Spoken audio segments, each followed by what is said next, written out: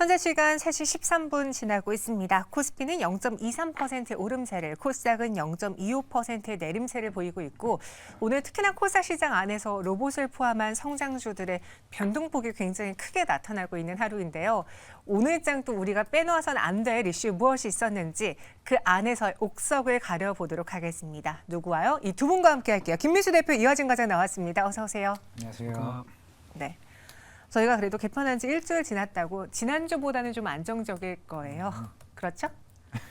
네. 네, 그럼 오늘 시장에서 우리가 놓쳐서는 안 될 주제 무엇이 있었는지 먼저 화면으로 확인을 해보겠습니다. 선택한 주제가 총 2가지인데요. 오늘 건설기계주들이 좀 강하더라고요. 그래서 꼽아봤고요. 또 하나, 바이오 안에서 줄기세포 치료제주들이 움찔움찔하고 있습니다. 먼저 건설 기계주를 보자면 HD 현대일렉트릭도 있고 주로 HD 현대로 시작하는 종목들의 주가 상승폭이 눈에 띄었는데 오늘 이 종목들의 상승 배경 무엇으로 보셨습니까, 이화진 과장님? 항상 비슷한 모멘텀으로 움직였던 것 같습니다.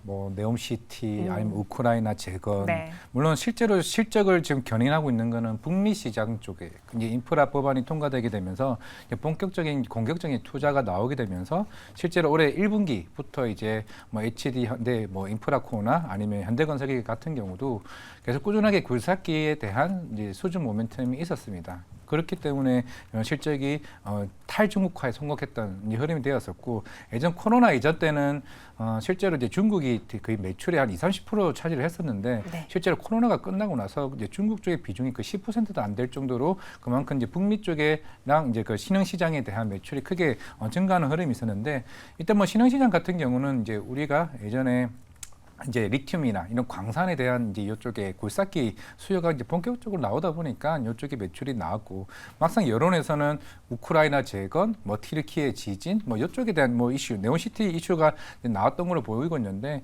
결국에는 당분간은 실적은 북미 쪽으로 나올 것으로 보이고 있고요.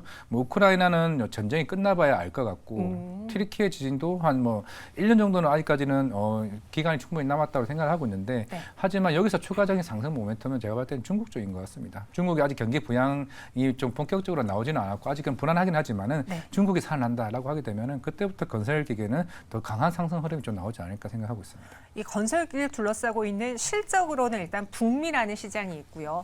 테마로 봤을 때는 우크라이나 재건 이야기 그리고 네옴시티 이야기 같이 해주셨어요. 그럼 그 안에서 두 분은 어떤 종목 위주로 시장을 바라보고 있을까요? 두 분의 선택 탑3부터 보시죠. HD 현대일렉트릭과 HD 현대건설기계, HD로 시작된 거 이화진 과장님 다 갖고 오신 것 같고요. 그다음에 김민수 대표님은 마지막 3위에 DY파워를 꼽아주셨습니다. 대표님, 네. 어떤 기준으로 이 3가지 종목 고르셨어요? 그냥 HD 들어간 거 다 고르신 거 아니에요? 어지럽네요. 네. HD만 들어와 있어가지고요. 네. 저희 원래 MB 들어와 있는 거 아닙니까? 왜요? 매경 아니요, 아니, 아닌 것 같아요. MB 네, 아닙니다. 예. 네. 죄송합니다. 이렇게 봤었을 때 일단 현대일렉트릭을 가장 먼저 꼽았던 이유는 오늘 움직였던 배경들이 어떤 단순하게 건설기계 관련된 쪽으로만 초점을 맞추는 게 아니라 네. 최근에 시장에서 변화되고 있는 하나의 흐름은 경기 민감주가 조금씩 들썩거리고 있다는 쪽의 하나의 차원에서 확대 해석하는 게 좀 낫지 않나라고 생각이 들고 있고요. 네. 그렇게 봤었을 때 하나의 변화가 될 수 있는 부분들은 오히려 특히 어떤 건설기계도 하나의 구축이다 보니까 거기서 나오고 있는 아까 과장님 말씀처럼 중국이 이제 변화가 되기 시작하고 거기서 나올 수 있는 여러 가지 투자 아이디어, 그러니까 즉 철강화학 쪽도 같이 돌면서 움직일 수 있을 개연성들이 보인다라고 봐야 될 것 같고요. 네. 거기서 이제 중요한 부분들은 또 지금까지 잘해왔기 때문에 그리고 또 지금 피크아웃에 대한 우려감도 있지 않을까 싶었는데 그거는 그렇게 나타나지 않게 되면은 그에 따라서 지금 잘하고 있었던 변압기 관련된 이쪽에 전력기기 쪽도 가장 최선화가 되지 않을까 이런 쪽으로 바라보고 있습니다. 그러니까 지금 이 건설 기계를 둘러싸고 있는 실적도 테마도 있지만 경기 민감주가 움직이고 있다는 그 트렌드 역시도 놓쳐서는 안 된다라고 이야기했고, 중국이 여기서 또 경기 부양책을 꺼내 놓는다면은 얼마나 많은 관련주들이 또 움직일 수 있겠습니까? 그래서 3가지 종목을 골랐다라고 했어요. 이화진 과장님은 제가 알기로 한번 수정한 걸로 알고 있는데 네. 아예 HD 현대가로 다 수정을 하셨어요. 네. 이쪽이 좀 강자라고 믿고 보시는 겁니까? 뭐 일렉트릭도 변압기 수요가 북미 쪽에서는 이제 빠르게 지금 교체 수요가 일어나고 있는 상황이라 생각을 하고 있고 결국 여기도 이제 향후에 전기차 시장이 본격적으로 일어나는 부분이기 때문에 변압기 수출은 이제 본격적으로 나온다. 물론 오늘 나왔던 이슈는 사우디아라비아에 대한 한 600억 정도인가 그 관련된 공급 계약이 나왔던 걸로 보이고 있는데 맞아요. 일단은 변압기 쪽은 이쪽의 시장에서 꾸준히 좀 성장한다라고 보고 있고 실제로 오늘 관련 애널리스트 코멘트도 나왔는데 8월 달보다 9월 달, 10월 달에 대한 수출 데이터 훨씬 더 좀 좋다라고 좀 얘기가 몇 코멘트도 나왔습니다. 물론 근데 그것도 좋긴 하지만은 제가 봤을 때는 탈중국화에 성공했던 현대건설기기가 굴삭기에 대한 포함이 적어도 2, 3년간의 물량이 수주돼야 부분이 계속 꾸준히 좀 남아 있기 때문에 2분기, 3분기, 2분기도 실적이 좋았었고 3분기 때도 사실 그에 대한 영향이 계속 가지 않을까라고 생각을 하고 있고 여기도 덤으로 중국이 나와주면 오히려 생류이다 말씀드리겠습니다. 지금은 오히려 중국 시장에서 발을 빼고 있는 게 땡큐인데 또 더불어 아직 남아 있으니까 중국 경기 부양책을 펼친다면은 더 플러스 알파로 땡큐하다라고 HD 현대건설기계 이야기했어요. 그럼 이 종목에 대한 가격 전략이라든가 투자 기간은 어떻게 가져가야 될지 그래도 올해 내내 실적으로 좀 기대되는 것 중에 하나 뭐 조선도 있고 네. 건설기계, 굴삭기 쪽도 계속 언급되고 있거든요. 네, 일단은 제가 이 회사를 상반기 때 한번 다녀왔었는데 네. 물론 상반기 때는 거의 중국 쪽은 거의 0이라고 할 정도로 거의 전무하다라고 불구함에도 이제 실적이 굉장히 또 잘 나왔습니다. 북미 쪽은 계속 꾸준히 나올 거고 특히 신흥시장 브라질이나 이제 남미 쪽도 실적이 제가 봤을 때는 그 리튬 강산 쪽에 충분히 더 나올 것으로 보이고 있기 때문에 뭐 지금 목표가를 제가 한 10만 원 정도 정했었는데요. 결국에는 우크라이나 이 재건이 이슈가 언제 끝날지 모르겠지만 생각보다 당겨진다라고 하게 되면은 좀 더 가파라질 것으로 보이고 있고 당사에서도 얘기했던 게 튀르키예 지진도 한 1년 정도에 대한 물량을 지금 생각하고 있다라고 하고 있습니다. 그 정도 기간이 걸리기 때문에 실적으로 계속 승부를 건다라고 하게 되면은 한 1년 정도로 본다고 하게 되면은 10만 원까지는 좀 괜찮지 않을까 생각하고 있습니다. 현대건설기계 10만 원까지도 나는 목표가를 좀 가져가겠다라는 의견이었고요. 김미수 대표님의 HD 현대일렉트릭 그럼 어떤 투자 기간으로 보시는지 또 DY 파워라고 네. 나홀로 지금 두 분이 선택하지 않은 종목이 올라와 있는데 네. 이 종목은 또 어떤 매력이 있는지 정리해 주시죠.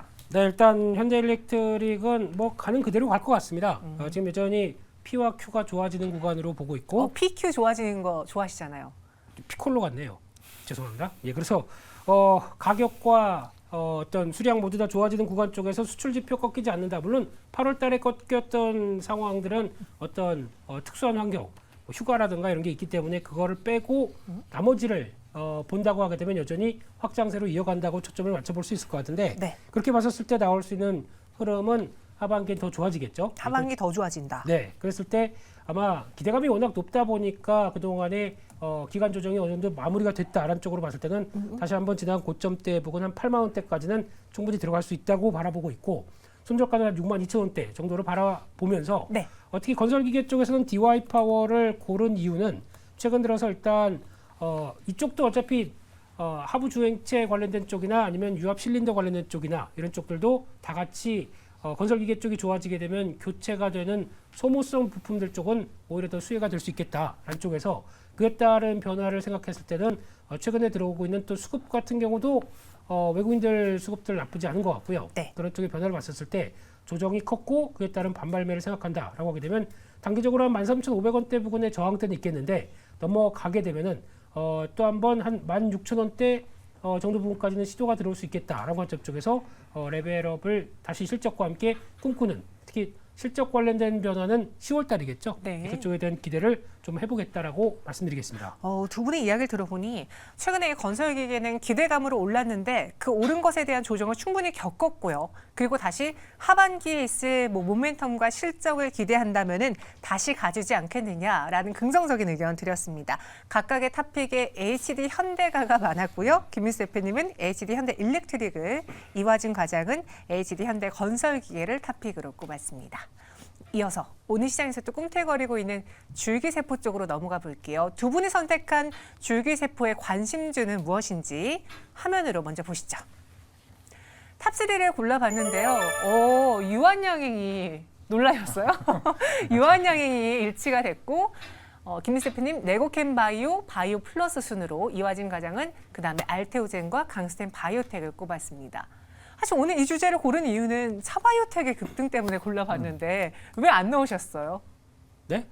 거기 잘 왜 아. 올라가는지 잘 모르겠. 그래요? 네. 그럼 오늘 이 줄기세포 쪽에 관심을 주신 이유는 저희가 그냥 오롯이 주제를 드려서 그런 겁니까? 그렇죠. 네, 피동적인 입장이었습니다. 그럼 매력이 없는 섹터예요? 매력이 없다기보다 이제 시장이 순환매가 바이오가 돌다 보니까 거기서 나오는 하나의 또 줄기세포 이때 또 한 번 나올 수 있는 게 그 첨생법 아닌가 생각됩니다. 맞아요. 예, 첨단 어떤 재생 바이오 관련된 쪽에 어떤 정비가 나올 것이다라는 쪽에서 기대감과 함께 움직이는 정도가 아닐까 생각이 들고 있고 네. 그 보니까 약사법하고 그 생명윤리법 이렇게 관련돼서 좀 정리를 해서 이쪽으로 드라이브를 걸게 되면은 우리나라에서도 줄기세포 시술 가능하다 뭐 이런 쪽에 대한 변화로 기대감으로 움직이는 게 아닐까라는 쪽으로 바라보고 있는데 이거는 모르겠습니다. 아마 주가가 먼저 움직이고 뉴스가 나올 수도 있어 보이기 때문에 네. 이 부분은 좀 더 체크를 해야 될 것 같고 하지만 지금 핵심은 바이오 쪽에서도 성과를 내는 업체 쪽에서 관심이 높다라는 쪽에서 개인적으로는 이번에 페어마켓 쪽에서 잘 끝났고 거기서 뭔가 좀 위상을 보여줬던 유한양이 가장 중요한 변화를 이끌어가지 않을까 이렇게 생각이 들어서 제일 먼저 올렸습니다. 탑픽으로 유한양행, 레이저 티닙, 렉라자 요것들 많이 들어봤는데 유한양행하고 짝꿍처럼 따라다니는 게 오스코텍이잖아요. 근데 오스코텍은 지금 순위 없는 상태에서 유한양행으로 집중한 또 추가적인 이유가 있다면요? 이게 렉나자랑 이제 아드반티맙 얀센가지 병용요법이 다음 달 20일 날 이제 중간 발표를 할 것으로 보이고 있는데 네. 유황양이 나중에 로열티를 60%를 가져가고 오스코텍이 40%를 가져갑니다. 물론 주가적인 측면에서는 오히려 오스코텍이 가벼우니까 좀 더 올라가는 흐름이 있는데 저는 이제 사실 오늘 저녁에 이제 되게 페어마켓에서 이제 경쟁사인 아스트라제네카 타그리소가 그 결과가 나오고 나서 저는 내일 좀 전략으로 해도 될까라 생각을 했는데 생각보다 빠르게 타그리스 쪽에서 조금 부작용 이슈가 나오게 되면서 빠르게 이제 유황양이나 오스코텍이 오늘 좀 급하게 좀 빠르게 올라가는 흐름이 있습니다. 뭐냐면 지금 아스트라제네카가 이쪽 시장을 한 8조에서 10조 시장을 거의 다 묶고 있는 상황이었는데 유황양이 이게 2개월 만에 1차 치료제로 편입이 되면서 이제 보험 등재가 되는 흐름이 나왔기 때문에 이게 왜 자꾸 이슈가 되냐면은 이게 항상 이제 비서세포 폐암으로 약 한 1년에 한 7천만 원 정도에 대한 비용이 됩니다. 그래서 이제 1차 치료제로 등재가 되는 게 굉장히 중요한데 아스트라제네카가 5년이 걸렸던 거를 이걸 2개월 만에 유황양이 했다는 건 그만큼 향후에 10월 20일 날 나올 이 중간 발표가 굉장히 중요하다라고 좀 볼 수가 있기 때문에 만약에 여기서 유황양이 아스트라제네카 타그리스보다 훨씬 좋은 임상 결과가 나오게 된다고 하게 되면은 실제로 이 블록버스터 10조 시장을 훨씬 더 빠르게 선점할 수 있다는 흐름이 나오고 있기 때문에 좀 시장에서 아마 이제 그동안 당뇨, 비만 그리고 최근에 뭐 알츠하이머 치매까지 얘기했는데 맞아요. 결국 폐암 치료제가 하반기 주목이 될 수 있다는 측면에서 이번 세계 폐암학회도 중요하고 다음 달 열릴 유럽 종양학회도 굉장히 중요한 이슈가 될 수가 있기 때문에 유황여행을 이제 탑픽 넘버원으로 좀 가지고 와봤습니다. 오늘 9% 넘는 급등으로 거의 막판에 상승폭을 더 키웠어요. 지금 한 79,900원, 8만 원에서 마감 준비하고 있는데 이 정도면 52주 신고가를 터치했거든요. 여기서도 좀 추가적인 상단 열어볼까요? 전략은요? 네, 만약에 여기서 이제 목표가를 한 10만 원 정도를 이제 제시를 했는데 네. 결국에는 이게 만약에 임상 3상이 내년 한 상반기에 좀 끝날 것으로 보이고 있습니다. 그럼 차후에 풍목허가가 나오게 되고 그때부터는 아마 초반에는 실제로 한 800억 정도가 유황양이 매년 연 매출로 찍힐 가능성이 굉장히 높습니다. 왜냐하면 아드반티맙 같이 이제 나눠지고 실제적으로 렉나자 단독으로 작년에 한번 임상 3상이 성공적으로 끝났기 때문에 그만큼 이제 그때에 대해서 이제 밸류를 이제 측정한다라고 하게 되면은 지금 가격대에서는 이미 올해 한 6월달, 5월달부터 이제 주가가 이제 올라오기 시작을 했는데 적어도 향후에 이게 3상이 끝나고 나서 했던 선반이 된다라고 하게 돼도 10만 원은 충분하지 않을까 생각을 하고 있습니다. 그래서 목표 주가를 무려 10만 원으로. 근데 두 분 모두 다 목표가가 10만 원으로 일치가 됐고요. 심지어 손절가도 7만 원으로 일치가 됐어요. 두 분이 따로 겐톡하시는 거 아니죠? 다 통화합니다. 예. 네, 그래서 유한양행 다시 한번 들려드릴게요. 목표 주가는 10만 원, 손절 가격은 7만 원 이렇게 가격 전략 드렸고요. 이외에 또 김민수 대표님이 선택한 레고캠 바이오, 바이오 플러스 어떤 매력이 있는지도 읊어주시죠. 네, 거의 비슷한 관점 쪽에서 하나의 성과를 내고 있는 업체들에 대한 기대감을 그대로 끌고 간다라는 쪽에서 레고캠 바이오는 지난 약물 전달 물질 ADC 관련된 쪽에 성과를 좀 냈다 보니까 네. 그게 좀 뒤늦게라도 반영하지 않을까 그런 관점 쪽에서 조금 더 체크해봐야 될 것 같고요. 지금 시장은 그래도 성과는 업체 중심으로 어떤 관심이 높다는 쪽에서 포인트를 맞춰봤고요. 두 번째 바이오 플러스 같은 경우는 시장에서 그래도 성과 나고 있는데 잘 알려지지 않은 대표적인 무거운 회사다 보니까 그런 쪽에서 점진적인 흐름들 물론 가볍진 않을 것 같습니다만 그에 따라서 나올 수 있는 변화 특히 하이알루론산으로 어떤 여러 가지 인체 관련된 대체제들 확인을 하기 시작하고 거기서 나올 수 있는 또 새로운 보톡스에 대한 기대감들까지 나오기 시작한다라고 하게 되면 아마 지난번 나왔던 고점대 8,500원대를 안착하는 게 조금은 시간이 걸릴 것 같은데 그럼에도 불구하고 탄력은 보일 수 있겠다라는 쪽에서 계속 관심 있게 봐야 될 것 같습니다. 네, 그래서 바이오 플러스까지 언급을 해주셨습니다. 오늘장 제약바이오주들 특히나 차바이오텍을 필두로 좀 줄기세포 치료제 관련주들이 움직이는 것 같았는데 두 분의 바이오에 대한 관심은 이쪽은 아니었어요. 오히려 뭔가 이벤트가 있고 성과가 좀 기대되는 유한 영향으로 일치가 됐다라는 점 참고해 주시기 바랄게요. 차바이오텍과 관련해서는 저희가 잠시 후 장 마감하고 업앤다운 시간에 더 자세하게 다뤄보도록 하겠습니다. 지금 동시효과 구간에 들어온 상황에서 코스피는 0.39%의 오름세를 보여주면서 2,557.51포인트 지나고 있습니다. 코스닥은 외국인과 기관의 동반 매도가 나오고 있는데 외국인의 매도 물량은 한 750억 원 정도 나오고 있고요. 기관이 300억 원 넘는 매도세에 나타내고 있습니다. 지수는 912.41포인트 지나가고 0.19% 하락합니다. 지금까지 마감 동시효과 함께 하셨고요. 그럼 클로징 벨 플러스 마감 시작해 보도록 하겠습니다.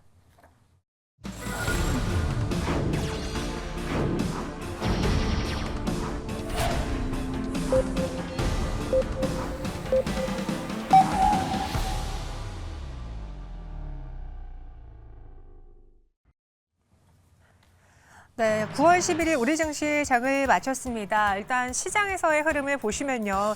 오늘 이번 주 미국의 CPI 발표를 앞두고서는 양시장 혼조 양상을 보였고요. 그 안에서 굳건하게 두각을 보였던 거는 지난주에 이어서 로봇주였습니다. 근데 로봇이 또 오후에 들어서는 두산이 상한가가 풀리고 또 레인보우 로보틱스가 하락 전환하면서 이건 역시도 좀 고점 신호, 슈팅이 나온 거 아닐까라는 의구심을 갖게 했는데요. 정확하게 지수 전반적인 상황은 어땠는지 먼저 종가부터 체크하고 그 심도 깊은 이야기 나눠보도록 할게요. 김예솔 아나운서가 준비했습니다. 네, 클로징 벨 플러스 마감 상황 전해드리도록 하겠습니다.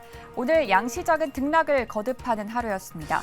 코스피는 장 후반 들어서 기관들의 수급이 다시 한번 들어왔습니다. 5거래일 만에 상승 전환하는 모습인데요. 전거래일 대비 0.36% 상승하면서 2,556포인트에서 거래를 마쳤습니다. 코스닥도 오늘 시장에서 등락을 거듭하긴 했습니다만 외국인과 기관의 동반 매도가 계속해서 이어졌습니다. 전거래일 대비 0.18% 하락하면서 912포인트로 거래를 마쳤습니다. 오늘 시장에서도 역시 로봇과 AI 관련주들이 강세를 보였습니다. 특히 로봇주 그 중심에는 두산이 있었습니다. 이 두산의 로봇 계열사 두산 로보틱스의 상장 기대감 속에 오늘 두산 그룹주들이 일제히 상승하는 모습을 보여줬는데요. 코스피 시총 상위 종목에서도 두산 그룹주들이 이렇게 두드러진 흐름을 보였습니다. 또 코스닥에서는 건설 부품 관련주인 서현탄메탈이 이름을 올렸습니다. 오늘 시장 특히 코스닥에서는 기관과 외국인들의 동반 매도가 눈에 띄었는데요. 특히 기관들은 오늘 시장에서 이와 같은 기업들을 매도하는 모습이었습니다. 이 중에서 특히 LS가 눈에 띕니다. 이 LS 3주 동안 기관들이 계속해서 순매도하고 있는 기업이고요. 역시나 LS 일렉트릭도 이름을 올리고 있습니다. 하이브 역시도 4거래일 연속으로 기관 순매도하고 있는 모습입니다. 반면에 외국인들은 LS를 담아내는 모습이었습니다. 오늘 LS 주가 상승을 견인했던 외국인들이 물량을 많이 담아냈고요. 그리고 금양과 우리금융지주가 여전히 순매수 종목에 이름을 올리고 있습니다. 네, 오늘 시장 이렇게 마감 상황 살펴봤습니다. 시장을 통해서 내일 시장에서는 어떻게 대응해야 할지 계속해서 살펴보시죠. 네, 오늘 원달러 환율이 좀 소폭 내리면서 1,331원 60전을 좀 지나가고 있습니다. 원달러 환율의 하락과 함께 또 위안화 이야기가 나오면서 외국인의 수급이 좀 개선되지 않았나 땅장 마감하고 집계된 걸 봤을 때 오히려 코스피 시장에서는 외국인이 매수 우위로 돌아선 걸로 포착이 되거든요. 오늘 장 마감 어떻게 보셨습니까? 김민수 대표님. 네, 오늘 시장은 일단 10포인트는 못 넘겼습니다. 9.2포인트 하락 상승하면서 2,550선 이상에서 끝났다라고 보여지고 있는데 네. 그중에서 수급 동향 외국인들 보게 되면 현 선물 모두 매수세를 보였는데 특히 코스피 쪽에서 외국인들은 막판에는 또 매수로 마감이 됐네요. 이런 쪽에서 선물도 한 2,400개 매수로 전환되다 보니까 오히려 조금 더 어떤 시장에 대한 상승의 어떤 틀을 마련하지 않았나라는 관점적으로 바라볼 수 있을 것 같고요. 특히 코스피 시장에서 외국인들이 가장 많이 샀었던 종목들 보게 되면 단연 삼성전자입니다. 계속 눈길이 들어오고 있고 그밖에 금양 같은 경우 눈에 들 길이 들어오고 있는데 그럼에도 불구하고 요즘 최근에 움직임이 좀 양호하게 나오고 있는 한화 에어로스페이스 같은 경우도 매수가 좀 들어왔고 그밖에 HD 현대 같은 경우도 어떤 오늘 장중에 강한 변화가 나왔긴 하지만 여전히 시장에서는 좀 긍정적인 모습들로 보여줬다라는 쪽에서 로봇의 관련주에 조금 뒤늦게 동참할 만한 종목들의 변화가 같이 이어졌다 이렇게 볼 수 있을 것 같습니다. 네, 오늘 기관 투자자들의 매도한 종목들을 보면은 하이브가 눈에 띕니다. 하이브가 5거래 연속 매도 포지션으로 외국인이 마감을 했고 또 그리고 기관도 여기에 같이 동참을 했어요. 기관이 5거래 연속 하이브를 주식을 매도했습니다. LS 일렉트릭의 경우에는 오후까지만 해도 기관이 매도하다가 오히려 막판에 좀 매수로 돌아서면서 외국인과 함께 주가를 끌어올려주는데 이 하이브와 LS 일렉트릭의 좀 지지부진한 주가 흐름에 대해서는 어떻게 보십니까?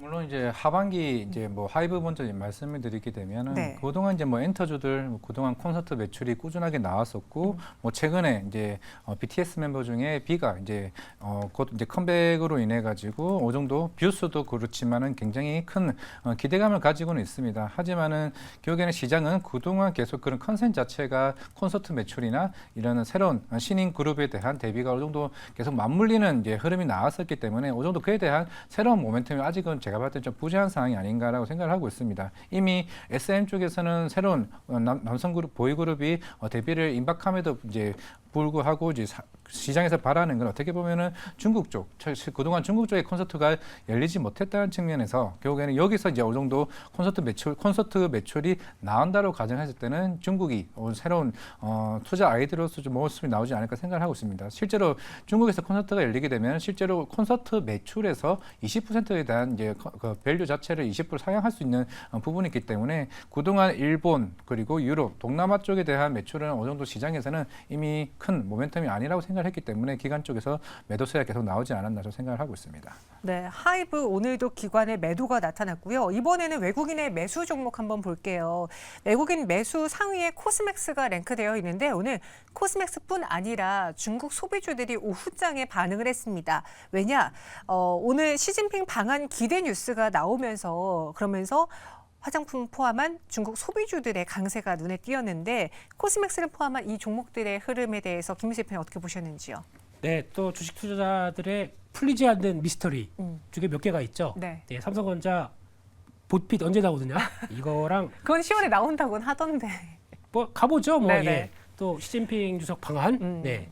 또 나왔네요. 네, 근데 맞아요. 이제 주가가 지지부진할수록 뭐 이런 얘기는 계속 나올 수밖에 없는데 근데 이게 핵심이 아니라 가장 중요한 거는 막상 이제 그들이 가장 많이 들어올 시기가 제일 중요하겠죠. 그런 쪽에서 진짜 예상했던 것만큼 그렇게 물밀듯이 특히 일본 선절 한국으로 오느냐 한 숫자 먼저 확인해야 될 것 같고요. 그리고 또 왔었을 때 과거와 다르게 이제 과거처럼 똑같을까요? 명동 돌아다니고 뭐 남산 한옥마을 이렇게 돌아다니고 그럴까요?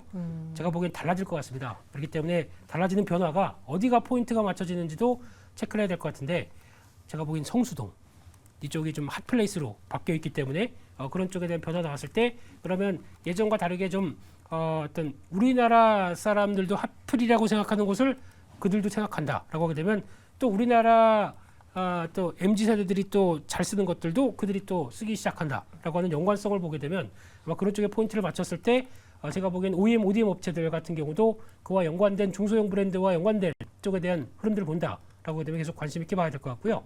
그런 쪽에서 말씀하셨던 뭐 코스맥스나 개인적으로는 CNC 인터내셔널 이런 쪽도 조정 충분히 받았기 때문에 그런 변화 나오리라고 보고 있고 좀 작은 종목 중에서는 본느 같은 경우도 성과 낼 수 있겠다 이렇게 바라보고 있습니다. 네, 오늘 코스맥스도 상승 마감했습니다. 거의 밑꼬리를 다 말고 올라와서 결국 보합에서 빨간불 간신히 켜냈는데 눈에 띄는 건 오히려 마녀공장이네요. 마녀공장이 14.7% 급등하면서 33,550원의 종가 형성했습니다. 오늘 일중 차트를 보시면요.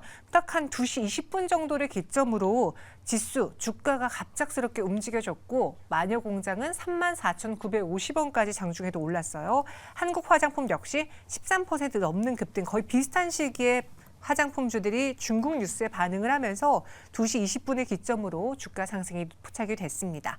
그럼 오늘 핫했던 로봇주들은 어떻게 마감했는지요, 이하진 과장님? 네, 뭐 초반에는 이제 강한 상승. 오늘 아침에 이제 결국에는 이제 오늘부터 두산 로보틱스 이제 기간 수요 예측이 본격적으로 시작이 됐습니다. 네. 아침에는 굉장히 큰 폭으로 급등했다가 이제 마감이 됐는데 확실히 오늘 이제 관련 로봇 관련해서 얘기가 굉장히 좀 많이 나왔습니다. 두산 IPO가 로보틱스 IPO가 생각보다 부진했을 경우는 그동안 올렸던 부분 차익 실현 물량이 굉장히 많이 나올 수도 있다라고 하기 때문에 좀 변동성이 커지지 않을까 생각을 하고 있고요.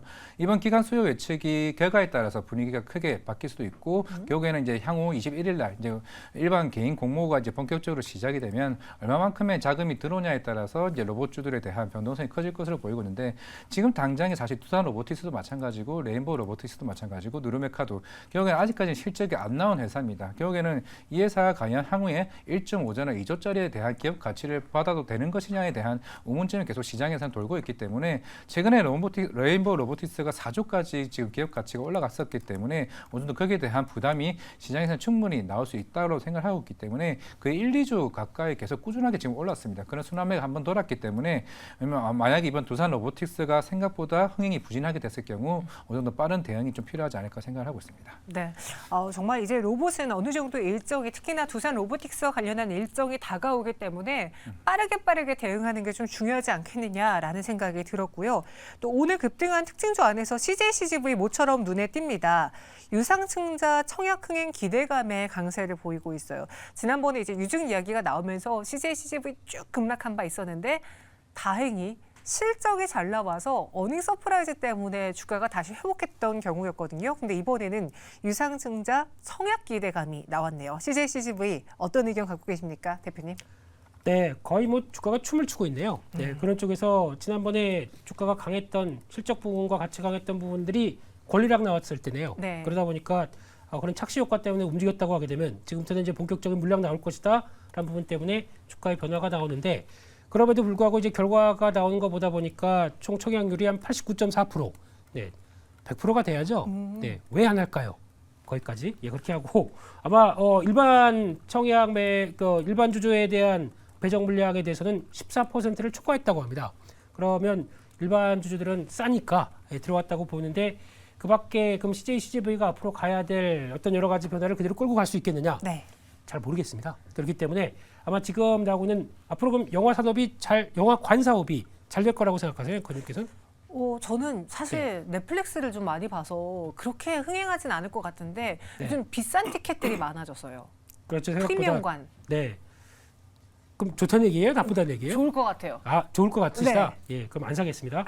네. 그쪽에서 CJCGV 관련된 쪽은 아무래도 증자 이후에 여러 가지 또 지금 파고를 넘는 과정들을 봐야 되겠죠. 그렇기 때문에 아직까지 또 물량 나오고에 이어지는 과정까지 생각한다라고 하게 되면 조금 더 관망하신 게 낫지 않나 생각이 들고 있습니다. CJCGV는 관망하자라는 의견이었습니다.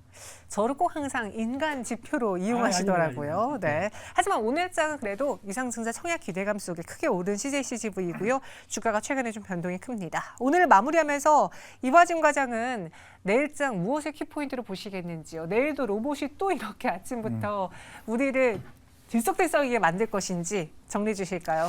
네, 지난주에도 말씀드렸다시피 이번 주 시장은 쉬어가자라고 말씀을 했는데 오늘 새벽에 이제 닉 티밀하우스 이제 기자가 또 한번 언급을 했습니다. 어떻게 보면 뭐 공식적인 대변이라 해도 이제 무방할 정도로 내일 이제 수요일 날 이제 9시 반에 이제 CPI 지수 발표가 나올 것으로 보이고 있습니다. 시장에서 한 3.6% 이제 보고는 있는데 물론 이제 이것보다 높게 나오게 되면은 이제 금리 인상에 대한 부담감이 커질 것으로 보이고 있는데 특히 뭐 페더와치상 이제 거의 95% 이상 이상이 지금 동결로 지금 보고는 있습니다.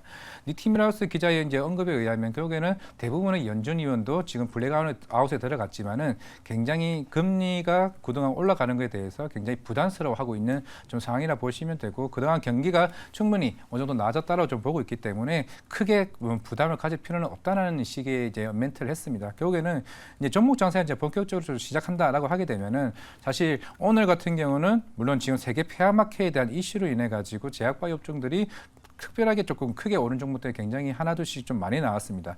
아마 로봇은 이제 조금은 피로도가 굉장히 커질 것이라 보고 있고 이번 주 같은 경우는 좀 비공식 행사이기는 하지만은 AI 관련 포럼이 있습니다. 여기에 뭐 머스크도 참여할 거고 빌 게이츠랑 샘 알트만 대부분의 유명한 AI 관련 아버지라고 하시는 분들이 다 참석을 할 것으로 보고 있기 때문에 결국 로봇에서 AI나 아니면 제약바이오로 수급이 흐름이 충분히 일어날 수 있지 않을까라고 생각해서 아마 내일장에는 또 색다른 좀 시장이 움직이지 않을까 생각을 하고 있습니다. 승부냐 경계냐 그 기로에 좀 놓여 있는 상황이고요. 김민수 대표님의 내일장 핵심 포인트는 무엇입니까?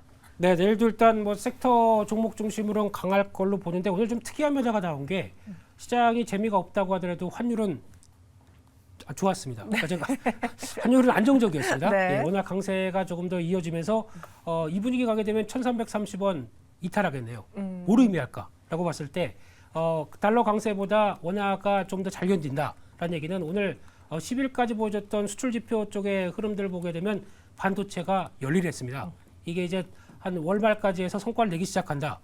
반도체도 일어나야 되겠죠. 네. 이런 기대감 쪽에서 아마 지금 거의 다 이제 지수는 재미없고 종목 섹터 쪽으로만 많이 보는데 다음 국면은 대형주가 일어날 것 같습니다. 그렇기 때문에 그에 따른 변화들도 한번 체크를 해보면서 수출 동향과 함께 시장의 변화 가능성을 보겠지만 그래도 당장은 종목 섹터가 움직인다는 것 쪽에 포인트를 맞추고 서서히 이런 과정들이 진행되는지 체크해야 될 것 같습니다. 네, 내일도 오늘처럼 당분간은 그래도 종목과 섹터의 움직임이 더 눈에 띌 것이다라고 의견을 드렸습니다. 두 분과 함께 오늘 장 잘 정리해봤고요. 여기서 인사드릴게요. 설명 고맙습니다.